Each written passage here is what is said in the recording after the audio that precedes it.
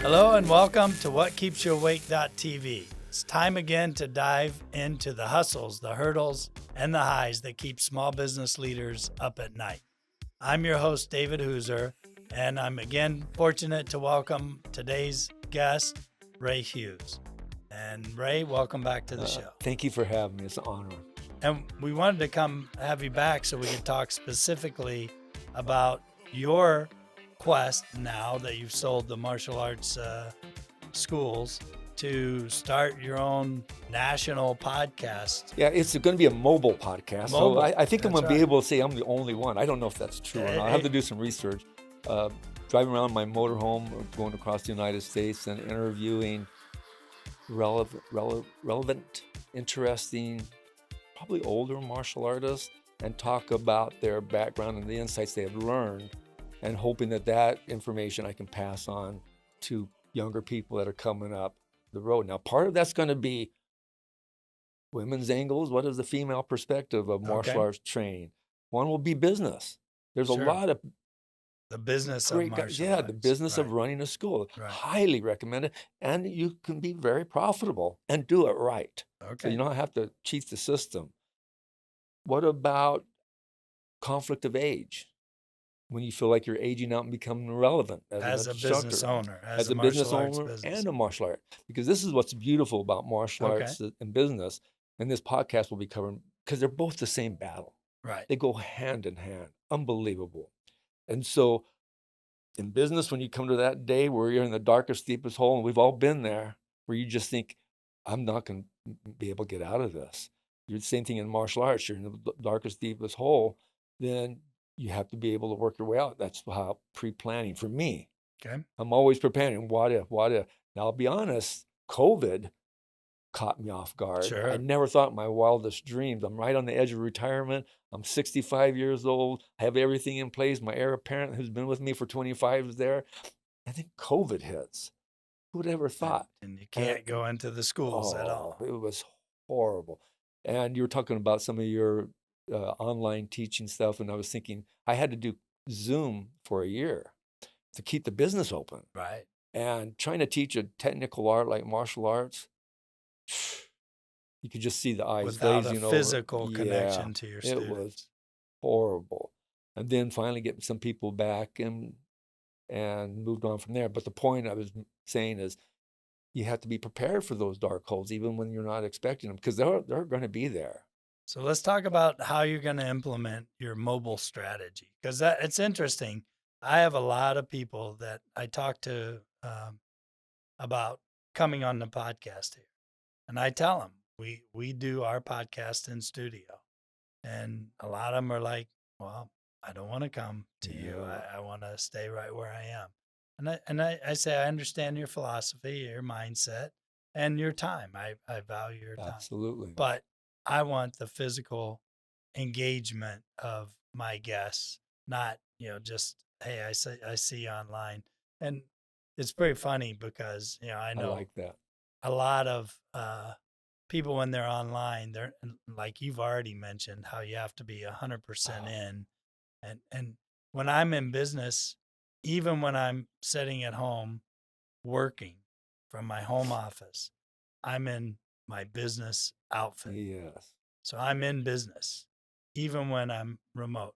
I know a lot of this remote mindset is I'm sitting inshore. They don't see my legs. Right. But I know my legs are in shorts. Absolutely. And I work out. I'm a physical guy. I used to be in martial arts for I started right when I turned 30 and did martial arts for 10 years through 40, when I transitioned to resistance training. I told you. And but when I'm working. I'm in a situation where if someone came to my door in my home office, they would be greeting me at work. So that's interesting, the mindset. So now you're going to actually take your program, your format is going to be on the road, mobile.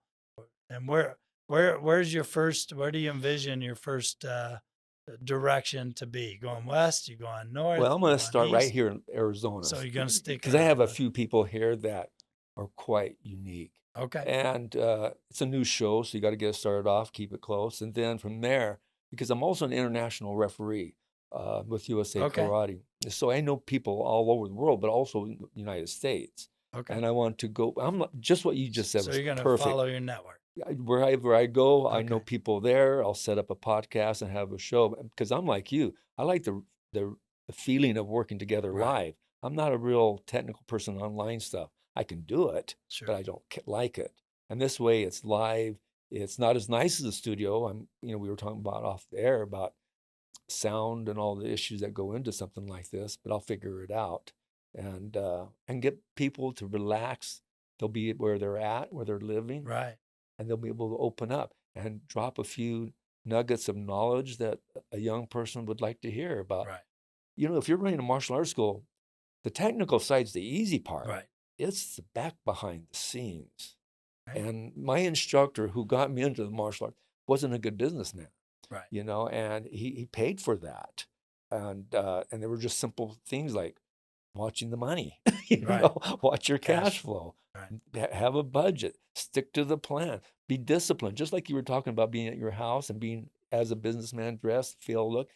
That discipline of martial arts, which is military, is the same structure for business. If your business is not disciplined, you're not going to be successful. Right. And that's a fact. And nothing breaks my heart more to see a business fail. Like a couple of restaurants I would go to, and all of a sudden they failed. And I just feel bad for that owner that Right. lost so much money and the passion. It just crushes me. But I've been in those businesses sitting there because I'm also analyzing every business I go to. I'm Right. sure you do the same Right. I thing, do. So I'm sitting there and I'm looking at the staff and I'm looking how clean it is and the lighting and service. And if there's some weaknesses, I think, that I can't say nothing, but Right. that's going to come It's back gonna to bite them. Yeah, that's gonna take. It's gonna impact them if it doesn't take them Yes. down. It's certainly gonna change things. You've got to be better than everybody else in all So, facets. so your podcast will be focused on talking to the owners, operators of martial arts programs. What about students or certain Yeah, it's accomplished? going to also, I want to talk to some young champions, some of the Yeah. people that are on the United Yeah. States karate team. Okay. You're 20 years old. What do you think? Where are you going? What are the struggles of being the best in the Right. United States? United States is not one of the greatest countries for martial arts. Right. Europe and Asia are strong. In the United States, we have so many sports that kids can go to make So money. many distractions. So it's a little bit harder on us. It's third level sports, but interview them. I want to interview the CEO of USA Karate and trying to deal with the Olympic Committee and get that conversation.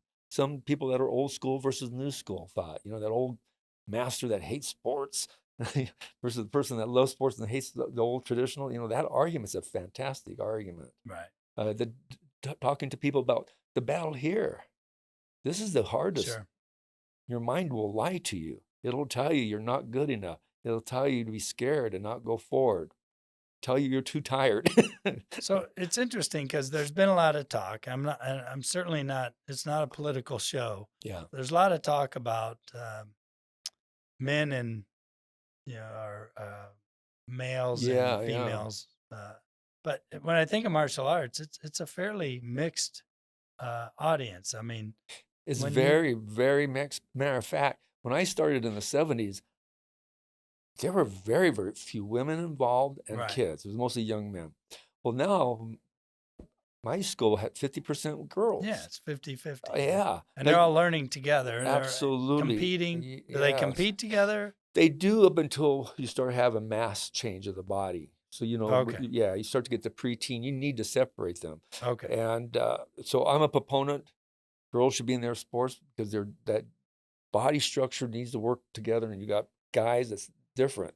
And you put them together, and that's when people get hurt. Right. And we're still doing a martial art, and you want it to be relatively safe. That's like even in the Olympics or Pan American Games, even in your men's divisions, you still have all the weight divisions. So size and mass makes a difference. It makes a huge difference. And gender. So, but that's why I like to want to talk to the females and saying, what's your thought? I know some great women, and they have struggled their whole lives because it's been a male-dominated sport for hundreds of years, and these women have broke through and they're fantastic. And I want to get their views on how did it work? What advice would you give young women that are coming into the martial arts? Because now half the class are the little girls. Right. And girls are better than boys. They're better more athletes. agile, they pay more attention. balanced, They're more, cleaner. You know, it's so cool more when you disciplined. see, So when you teach them, their form tends to be, guys tend to. They just hit harder, thinking, I said, I need cleaner. So they hit harder. I said, that's not what I'm asking. Right. But so what's empowering for these girls, after a while, they thought, wow, I can do this. And then as mass starts to change in teenage years, they start adapting to that. They get it. Versus say you bring in an adult woman to learn martial arts and never did anything. It's hard to get the adult woman to break the mindset of I have to stand in front of a man and go toe to toe. Right. It doesn't work that way. I'm not going to go against the Cardinal football player toe to toe. Okay, I can't even outrun him. That's my best self-defense technique. Running away won't even not going to work. outrun them either, right? And so, but the girls that start young, as they come up, they have that ability to start to adapt to other styles of fighting to win. And it's mental as much as it is physical. Everything's mental. Business is mental, you know. It is, right? Yeah. So they're going to have the big RV. Yeah, I got a huge RV. You're going to wrap it with some kind of custom. I've been thinking about it. It's a beautiful motorhome, big pop-out, diesel, gorgeous. So I'm thinking about what that look should be. And so you're going to start mobile podcast. I'll LLC, start here in town. Inc. I'm going to go to Tucson. Okay. And then I'm going to just start wherever the road leads me. All right. You know, because I'm semi-retired anyway, even though I'm doing this business. So I want to be able to see our beautiful country and it's a talk good way to wise mix. people. Well, again, it's a way, it's a passion you have to see the country, and why not blend it into something that you have such a vast experience and knowledge of. It's a great way. So I've talked to other guests and myself. I'm doing this instead of, I'm not a golfer. I like to work out. I hit the gym. I like to get outside on, days that I can, when it's sunny and not, scorching hot or, Nature is good for you, huh? But I don't know how to retire. Yeah. I just don't know how. Can I ask you how old you are? I know that's rude. I'm 63. Okay. Yeah. I'm 69. And I changed from 63 to 69. Yeah. You got better. Like wine. I got where I now know how to retire. I didn't know how before. So I'm kind of glad, lucky, supreme being, because if I retired at 65 with COVID, I might not have been in the right mental state for this. I'm in the perfect. I'm so ready to move on, cool. And talk to older people, those who've gone before me, find out little tidbits that we can help the young come up, because there's not that many years life. When you get to this age, you realize there's not that many years left. Okay. And you got to make it and help people. This is what makes you happy anyway, right? That's what makes the world go round for me. Look at this. This is a beautiful product you have right here. I can't wait to have you on my show too. We'll have fun. Let's pick an interesting spot. Though. Yeah. Oh yeah. Maybe come to Vegas. Yeah, absolutely. All right, come to Vegas. We'll definitely be there. All right. Well, with that, is there a way to reach you via your podcast network? Not yet. I'm okay with that. I've just got the graphics done. That was more. Yeah, it's called Insight. It won't be spelled INSIGHT. It'll be NSEYET with a big I and stuff. Nice, beautiful graphic. You love the art. I should have brought it. The art shows a dark room with a light coming down on a table with a microphone on it. And then there's a samurai sword on the floor and a karate uniform. So it's a very Zen feel, All right. Yeah. I'll look for that. So you've got to dress up that RV with that visual. Put a big eyeball on it. There you go. All right. And for those of you watching this, please like the show if you enjoyed it. And if you're new or watching with someone else, subscribe to whatkeepsyouawake.tv on one of the podcast venues that you use. And we'll look forward to seeing you guys on a future episode. Thanks again. Thank you.